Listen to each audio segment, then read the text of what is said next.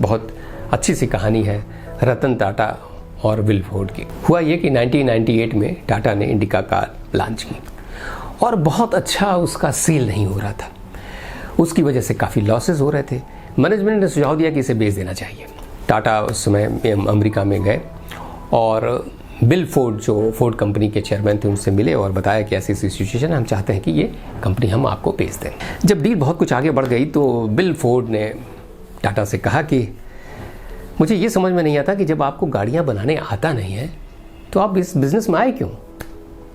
अब ये बात विल फोर्ड को नहीं कहनी चाहिए थी। विल फोर्ड चूँकि फोर्ड कंपनी के चेयरमैन थे और उन्हें बहुत विश्वास और अहंकार था कि उनकी कंपनी बहुत इंपॉर्टेंट है और इस वजह से उन्होंने टाटा के बारे में ऐसा कहा जो टाटा को लग गई थी। रतन टाटा वहाँ से वापस आए, उन्होंने डील कैंसिल कर दी और ये पूरी कोशिश की कि अब हम इसको बेचेंगे ही नहीं, अब इसको सफल बनाने के लिए जो कुछ भी करना होगा करेंगे। और दोस्तों इतिहास है कि इंडिका फिर बाद में एक सफल कार हो गई। इसके बाद क्या हुआ, 2007-8 के लगभग फोर्ड की हालत खराब होने लगी और कंपनी लगभग दिवालिया होने के कगार पर आई। अब फोर्ड को सलाह दी गई कि अगर कंपनी को पूरी तरह बचाना है तो आप इसमें से कुछ आपको बेचना पड़ेगा। अब फोर्ड जो है वापस रतन टाटा के पास आए और उन्होंने ये डील की। जब रतन टाटा वहाँ गए थे तो फोर्ड ने एक बात कही थी और बड़ी अजीब सी बात थी। उन्होंने कहा था कि अगर ये डील होती है और मैं टाटा मोटर्स को खरीदता हूँ तो ये केवल इसलिए होगा कि मैं आप पर एहसान करना चाहता हूँ। जब वापस फोर्ड टाटा के पास आए और उन्होंने कहा कि मेरी 2 गाड़ियाँ हैं, अगर आप ले लें तो मेरे लिए बहुत अच्छा होगा, एक लैंड रोवर और दूसरा जगुआर। तो टाटा ने सहर्ष उसको स्वीकार कर लिया और लैंड रोवर और जगुआर उन्होंने खरीद ली। तब विल फोर्ड ने क्या कहा, तब विल फोर्ड ने कहा ये गाड़ियाँ खरीद कर, ये डील करके आपने मुझ पर एहसान किया है। तब विल फोर्ड ने क्या कहा था और बाद में उन्हें क्या कहना पड़ा।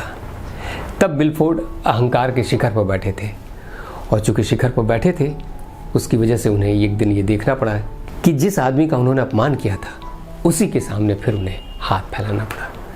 तो ज़िंदगी एक बहुत अजीब सी चीज़ है, पता नहीं कब कहाँ कैसे किस मोड़ पर किसको क्या करने पर मजबूर करते। तो होता ये है कि अहंकार जो है वो आपके सामने एक चश्मा सा लगा देता है, या अहंकार जो है आपके विवेक को नष्ट कर देता है। तो इसीलिए हिंदी भाषा में ऐसे व्यक्ति को मदांध कहते हैं, यानी मद में, अहंकार में अंधा हो जाना। और कई बार इसको अंधेपन से इसकी तुलना की जाती है। तो अगर अहंकार से बचना है तो क्या करना चाहिए। तो सबसे पहली तो चीज़ ये है कि इस बात की गहरी एनालिसिस होनी चाहिए, इस बात को गहराई से सोचना चाहिए कि जीवन में जो कुछ है वो परिवर्तनशील है। आज जो है वो कल नहीं रहेगा। कभी भी ऐसा नहीं हुआ है आप ऐसा महसूस करें कि आप बहुत बड़ी कंपनी बनाते हैं, कंपनी इतनी बड़ी हो जाती है कि शायद दुनिया की सबसे बड़ी कंपनी हो जाए, लेकिन आप हमेशा उसको एंजॉय करने के लिए नहीं रहेंगे। एक वक्त ऐसा आएगा कि कंपनी तो बड़ी रहेगी पर आप नहीं रहेंगे। फिर आपकी जनरेशन होगी और दुनिया भर के दूसरे लोग उसको देखेंगे, लेकिन आप तो कम से कम नहीं रह सकते। तो पूरा जीवन कभी भी आप इसको एंजॉय नहीं कर सकते, ये परिवर्तनशील है। हो सकता है कंपनी अच्छी हो। आप ऐसे भी देख सकते हैं कि कल जो दुनिया का सबसे अमीर आदमी था उसके बाद एक दूसरा आदमी आया। आपने देखा कि वॉरेन बफेट सबसे अमीर आदमी थे, फिर उसके बाद विल गेट्स सबसे अमीर आदमी हो गया, अब जेफ बेजोस सबसे अमीर आदमी हो गया। अब कल क्या होने वाला है किसको पता है। तो ये चीज़ें बदलती रहती हैं। तो सबसे पहले तो ये एनालिसिस करना बहुत ज़रूरी है कि जीवन परिवर्तनशील है, इसलिए किसी एक मुकाम पर किसी एक पहलू को लेकर इतना ज़्यादा अहंकार करना उचित नहीं है।